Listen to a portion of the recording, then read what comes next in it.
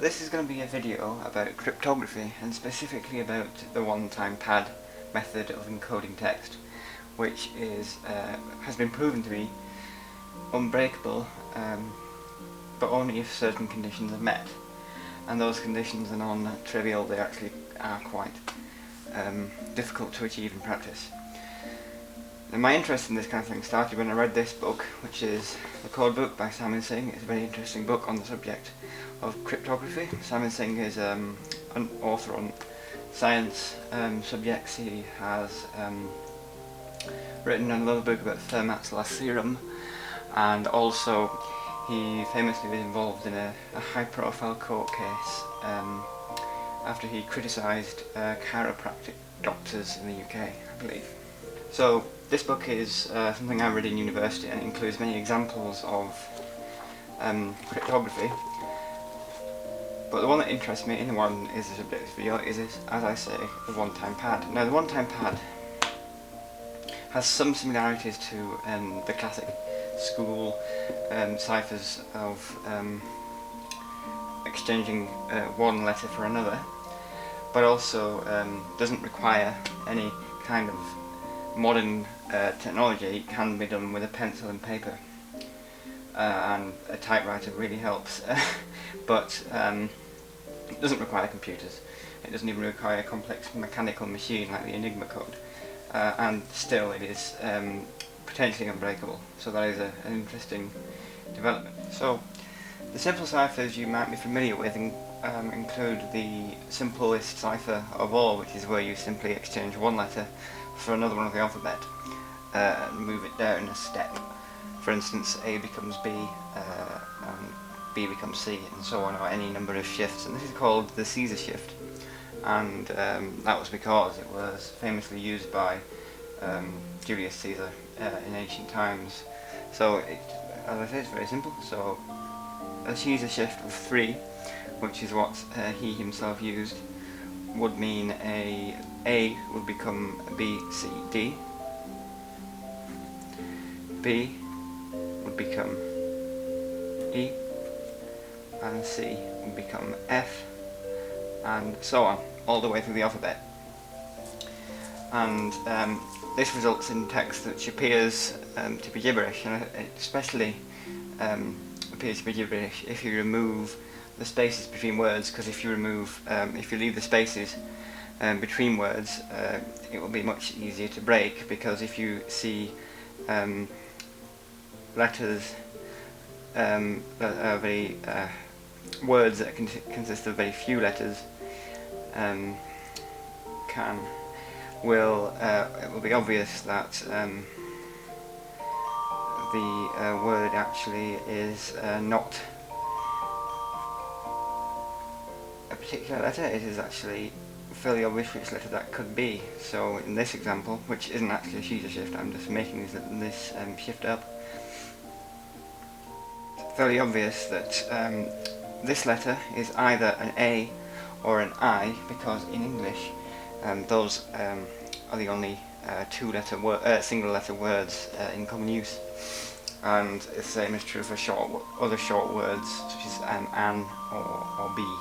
This makes it much more simple to guess what's going on in the code. And the ultimate weakness of this type of code is that you can very easily decode it, even if you take out the spaces, is just to count the number of times that the different letters appear. Because in languages, in any natural language, as English or French or Chinese, the same number of the letters do not appear in a text randomly. They appear in a certain pattern. So for instance, in English the most common letter is E. So if you looked through your text and you found that the most common letter was L, you might guess that L was a substitute for the letter E. So that is the simplest cipher of all, the Caesar cipher, and it is so weak now that even school children can break it, so that's no longer in use. Okay, so the next significant advance we're going to talk about is the so-called Visionnaire Cypher. So for an example of this, say the message I wanted to send was hello, Now, if I wanted to send this as a Caesar shift of 1, I would simply change the letters H to I, E to F, L to M, and O to P. Now you can see that because L is repeated, the letter M is repeated in the message. Now, what a Visionnaire Cypher does is that it changes the shift that is applied to each letter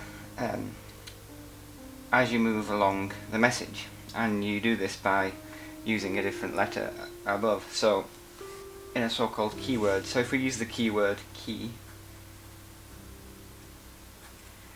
in the same message hello, and because the message is longer than the keyword, we start repeating it. So this uses the for the first letter H, we encode this according to the Caesar shift, which would change the letter K into A, which means that H becomes R, and for the second letter we use the letter where the Caesar shift where A will become E, so E therefore becomes I. And for the third letter, L, we use the letter, use the shift where A would become Y. So for that, if A is Y, then L is J. And for the next letter, another L, we use the next letter to encode it, so that's K again. So we go back to the K shift, and in this case L becomes V, and O goes to the letter E. So if A is E and O is S, and you can see by using this method, even though we have a repeat of the letter L in the message, the same letter is not repeated in the cipher text, the encoded text. And this is I was using to do this was the so-called tabular rector or Visionnaire square, which is used by finding the letter in your message along the top and then reading down along to find the code, the key letter on the left, and reading along, and that will allow you to find that you need to encode it with. And when you wish to decode the message, you do the same thing. So what you do is you say, my ciphertext is now I, R, I, J, V, S, and I know that the keyword is key, so I write that above the code message, and I simply reverse the process. So my first letter is K, so I find K along the left, and then I move along until I find the R, which reads off as H. My next letter in the code is I, so I find I, and I read along to the letter E, and I read along to the letter I, which gives me E. The next letter in the code word is Y, so I find Y in my square, and the next letter to be decrypted is J. So I'm going to read along the Y to J, this decodes as L. The next is U, and the next key letter is K, so I find K along the left, and B, V. It is, yeah, it's a V, not a U, my mistake, and the L, and the next is E, the next key letter is E, and the next code letter is S, so I find the E row, and I find S and read it off, and that is O, and I have decrypted the message. So this is a Visionnaire square. Now, Because the keyword repeats, this introduces a pattern into the message. But for a long time that was unknown, and people thought that this method was actually unbreakable. But in the 19th century it was broken by, I think it is believed the first person to break it was Charles Babbage, who have also invented the difference engine, which is a mechanical computer. The method of decryption relies upon the repeating nature of the keyword, and because that repeats, and because of the fact that many letters in English language and other languages are more common, it's possible to identify in the text, if you have enough of the coded text, you can identify a repeating pattern. Say every 42 letters there is an E, and every 56 letters there's a repeated P, and this tells you that gives you a clue as to the length of the keyword that is used. And once you have an idea of the length of the keyword, it becomes very easy to break this cipher using the same method as a ordinary Caesar cipher, by breaking apart each key letter into a separate cipher. So if, for instance, in this case the keyword is 3 letters long, which means actually the cipher consists of 3 different Caesar shifts. So it's a simple matter now of taking every first letter, every second letter, and every third letter in the message and separating them, and then subjecting each one to frequency analysis in the same way as with the Caesar cipher, and then bringing them back together. That will give you the message. For instance, obviously for this message you need quite a long message, but it is quite labour intensive to do it, but it's actually relatively easy to do it. There is an example of this type of message in Simon Singh's book, which is this one here, and he sets you the challenge of breaking it, and indeed I managed to break this cipher after some time of trying, just by using a pencil and paper and a frequency distribution of a language, and that little text is not in fact in English, which is another little trick. The repeating nature of the Visionnaire Cypher is its weakness, and one way of taking away this weakness is to remove the repetition, which means that your keyword has to be at least as long as your message itself. And one way of doing this, which is the one that Blaise Visionnaire himself suggested, is to simply use a keyword as in the Visionnaire Cypher, and then once you've gone through enciphered it as the keyword, you start using the message itself to encrypt the rest of the message. And because you've started with a keyword, the whole keyword is no longer than the message, and this is called the AutoKey Cypher because the cipher text is encoded with itself. So this works by taking the message. So let's say the message is attack at once. I'll leave the spaces in for this example. So the keyword we can use in this case is, for instance, win. So this is our keyword, and if this was Visionnaire Cypher, a simple Visionnaire Cypher, what I would do was repeat the word win every 3 letters, and then we'd essentially have a cipher that consists of 3 separate Caesar ciphers, and as I say, is vulnerable because of the repeating keyword.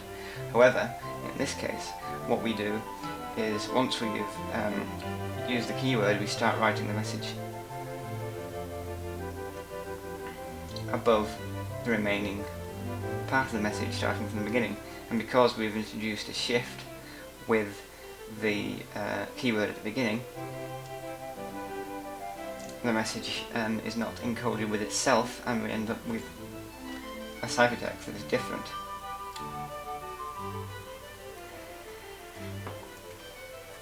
And this gives us a ciphertext, a keyword which is longer than the ciphertext, but it's still easy to remember, because all we have to remember is the keyword. If we just had a keyword that is a whole sentence, it would be much more difficult to remember. Although another way of doing this, for instance, is to use an easily available third text as your keyword, for instance using a certain book from the Bible as your keyword. That might be considered to be unbecoming of a religious text, but the Bible is a book that would not arouse suspicion if you were found carrying one, and so it would be easy for a spy, for instance, to carry around his code book with him in the form of a Bible, and he could simply encode, encrypt and decrypt his messages using the common book. So that's another way of doing it, and that would be a different kind of stream cipher from the AutoKey Cypher, and offer a similar level of security. So, and this is encoded in exactly the same way as the Visionnaire Cypher, which is reading along from your message along the top, and the keyword letter along the side to find out it's encoded and is decrypted in the same way. Now, this obviously removes the repeating aspect, which increases the security of this code quite significantly, and has also the advantage of being simple to use. However, because the keyword consists of a word or words in a natural language, such as English or Spanish or Swahili or any language, it itself does not consist of random letters. There's certain patterns introduced, and by looking for these patterns in the message, if you have the encrypted message, if you have enough of the encrypted message, means that it's possible to begin to decrypt this type of encryption. Obviously this is made much easier these days with computers, which are able to crunch these numbers more quickly, and this type of cipher is at least simple enough to use in such a situation as a battle, for instance. I believe it was used in the American Civil War, and in such situations people, instead of using a cumbersome table such as this, would use the cipher ring, of which this is a sort of example on the cover of the book, and which were sold or given away as rings with cornflakes or similar for this purpose for children to use. So even though it would seem that this is a very secure cipher, it is possible to break it. However, I've given you a clue. It was realised that the weakness of the cipher was the fact that the keyword was in a language which introduced patterns. If you were to remove the pattern from the keyword, then there would be no pattern left in the keyword in the ciphertext, which would give you a clue to the keyword, which would allow you to decrypt the message. And in fact, by making the letters random, that is what gives us one of the main elements of the one-time pad. The other main element of the one-time pad is that the message is only used once, and it's called a one-time pad because we use pads of paper, and each one is only used once. Because if you use the same keyword more than once, that is, use it with a different text, that introduces, it weakens the cipher, because you are using the message essentially then becomes the key text, and allows the key in that case, and introduces patterns which are based on a natural language, so that allows the code to be broken, so you can only use each set once. It was realised that using a random keyword would increase the security, but around the time of the First World War, or at least in the late 19th century, these things are kept secret, so it's difficult to know. It was proven mathematically that by using the random keyword and only using the random keyword, random key stream once, this renders the message literally unbreakable. It cannot be broken simply using the ciphertext itself. No matter how long you spend, no matter how powerful your computer is, you will never be able to tell what the message is. And this is most simply understood if you were to intercept a message written in a one-time pad and the message that is the encryption, the ciphertext, would come out as, say, K, J, P, X, V, and so on. Now the message could be L, O, because when you were to run your computer until K decrypted to H, decrypted to J, J decrypted to P, P decrypted to L, X to L and V to O, and hello is a possible message, so it could be hello, but it also could easily be A, T, T, A, C, beginning of attack, but it also could be R, E, T, R, E, beginning of retreat. There would be no way of knowing which is the correct answer, because there's no clue from the encrypted letters what the real ciphertext is. So you can have thousands of possible messages. There's no way of knowing which is the correct one, and that is essentially why the one-time pad is unbreakable. But it relies upon the keyword being truly random and the fact that it's only used once, because if you use it more than once and the cryptanalysts who have intercepted the message know this, then they can use the two different messages encrypted with the same random keyword, and will be able to tell which, from the fact that they have now two messages encrypted with the same keyword, they'll be able to crunch these numbers down and find out what the keyword is, and any other message encrypted with that same keyword could then be very easily read. Now, generating random numbers, truly random numbers or letters, is not as easy as it might seem. If you were to use the random function in a computer program such as Excel, that's not truly random. It's possible to know what the next one will be if you know the next letter will be given a particular letter, because it uses a so-called pseudo-random process, which is not actually random, it just appears random and gives you a distribution, an equally weighted distribution of different letters. It is possible to predict what the next one will be. It is possible using a computer to generate truly random numbers. An example of this is used in the UK for so-called premium bonds, which are government bonds which you buy, and instead of interest you are entered into a monthly prize draw. A computer called ERNIE, which stands for Electronic Random Number Indicating Equipment, which is essentially a random number generator, spits out so many of the bond numbers every month, and the people who hold the bonds with those numbers receive prizes from £25 up to £1 million, and these are very popular. And the method used by ERNIE is essentially truly random. It either uses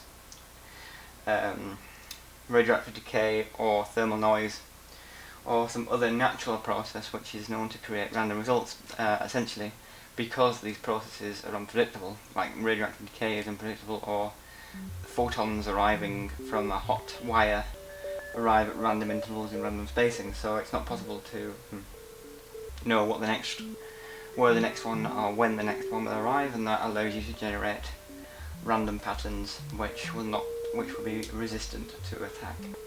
Ensuring that each message is only used once is also not simple, because you have to get your key text to different people who need to use it, for instance spies or troops or different embassies in the world, and that means you have to physically get the key message to them, which is not simple, because it may be intercepted and copied, and you may not know that. It may be lost, it may be corrupted.